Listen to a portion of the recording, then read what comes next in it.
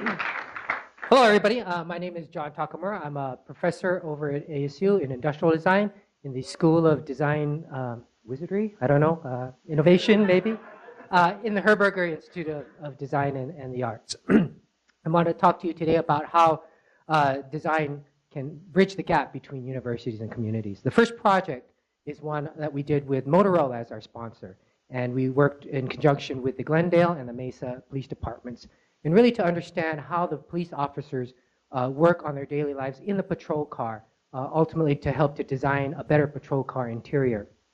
The design team was comprised of graduate students from the Polytechnic campus of applied psychology and graduate students in the School of Design, as well as undergraduate students in industrial design and visual communications.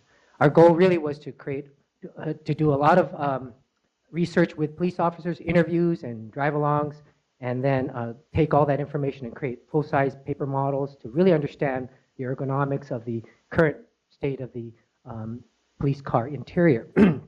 Based on all that research, we created these personas of police officers. They were based off of the interviews that the actual police officers that we interacted with, and combinations of police officers, and we created these personas, these characters with varying ranks and varying skill levels. And then we put them into various scenarios that we are depicting here. Those scenarios are based off of the stories we heard from police officers, the actual ride-along experiences that we had, and basically taking all that information and bringing that to the next generation design for the police car interior. Police car interior is filled with all kinds of technology, and a police officer under lots of stress fails to be able to use a lot of that information. So it was a matter of redesigning, using new technologies like touch screens and gestural displays to really create a new paradigm, a new design for the future of police cars, for their safety.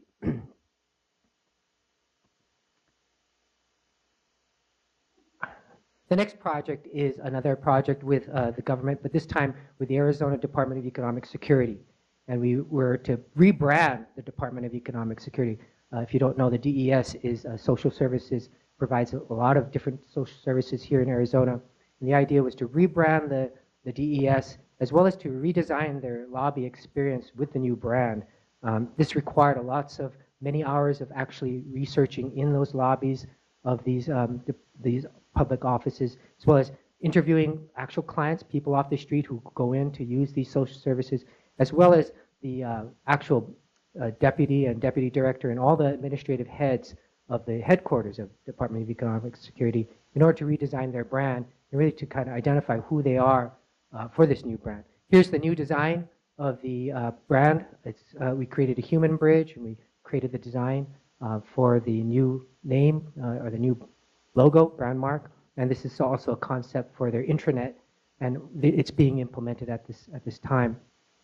We also spent a lot of time researching the lobby and the interaction point between customers and the caseworkers at the DES, and so we spent a lot of energy redesigning this counter area.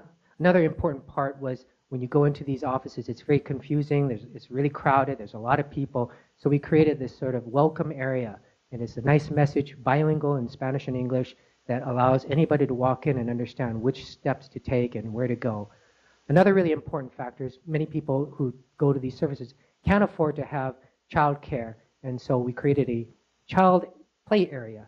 It's not a very secure place when you have lots of kids running around. It's really crowded, and you have to get your stuff done. And so having a nice little area for children that's transparent, and you can look at them while you're waiting in line, was a key issue. The last project I wanted to kind of introduce was a project, innovation towards for the rural villagers in Africa. This is the Twig Light. This is an invention that came out of the Polytechnic campus in engineering. And they went to Africa to basically test it. It's a device that can create electricity and power lights without any batteries. Very few people know that after dark, when the sun goes down, people basically have to go to sleep because they're off the power grid and they don't have lighting. And in these households in rural Africa, the woman is usually the head of these households. And when she looked at this hunk of metal, she said, well, it's great that it does these great things, but I don't want it in my house.